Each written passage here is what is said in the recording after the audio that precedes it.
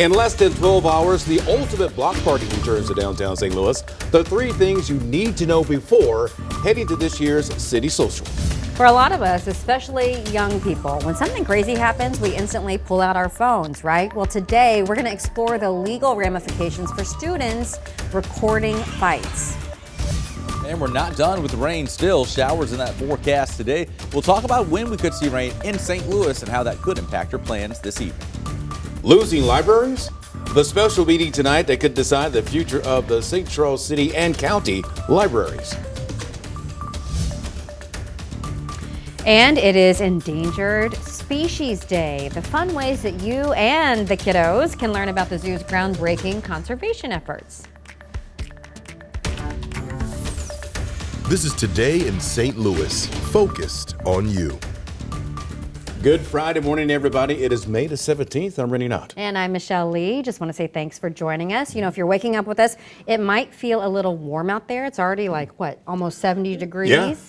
And Anthony says it Brace could be for it. muggy. Yeah. We're talking spotty showers. You said 90-degree weather. Come on. Yeah, that begins on Sunday. So today we'll still have spotty showers around, numbers in the 70s later on today. But it's, 90-degree weather coming our way for Sunday. So this morning, you see the Doppler radar shows dry weather in St. Louis. We've had showers south of the metro from Mount Vernon to Farmington overnight, but those showers are moving away as well. There's one little shower that popped up here over Midtown and North City, even over Lafayette Square. So the trend of spotty showers still continues today, but it's not an all-day rain. In fact, the rain that does get going this afternoon from noon until 7 could put down some heavy downpours. And then after this, it's all about that 90-degree heat coming back this weekend. We'll talk about that coming up. Let's go over to Paul Cook and get an update on our roadways. Paul, the 6 a.m. hour always gets a little heavy. Yes, it does, and we are watching those speeds, exactly how fast people are going, and we'll talk travel times in a minute.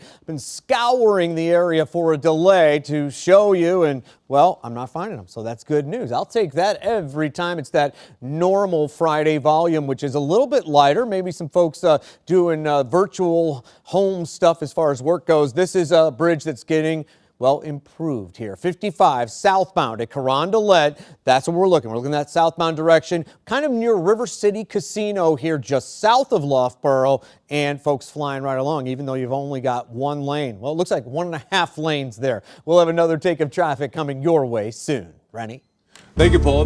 New this morning, all lanes on Interstate 270 are now back open near Newhall's Ferry after an early morning crash.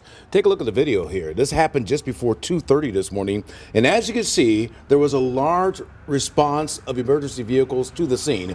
And right now, our newsroom is continuing to work to confirm if there were any injuries. All right, we are just hours away from this year's City Social event, which has become the kickoff to summer for St. Louis. But some families, of course, are worried about heading downtown because we've seen a lot of violence recently. Our Diamond Palmer joins us now live from downtown St. Louis. And Diamond, what are people doing as far as the city goes to keep folks safe?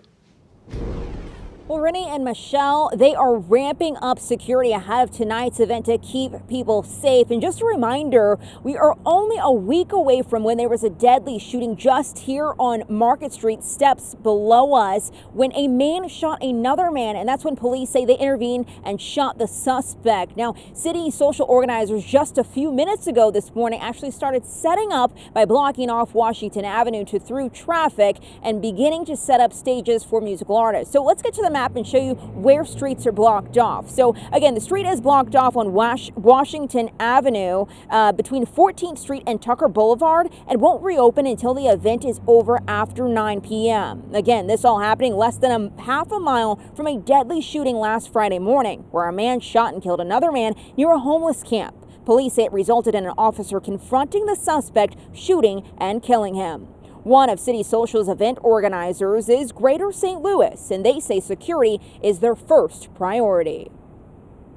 Safety is obviously a really important piece of any event that you have, and so we've been working really closely with the folks at the city in order to make sure that we have support from the SLMPD, but we also have some private security officers who will be there. Now, City Social organizers say there will be 13 musical artists hitting the stages tonight, along with 14 food and beverage vendors. So definitely something that you'll want to attend. That event starting at 5 p.m. But coming up in the next half hour, we'll talk about the special partnership between City Social and the city's police department to continue to keep people safe downtown. Reporting live here in downtown, Diamond Palmer, 5 on your side. Thank you, Diamond.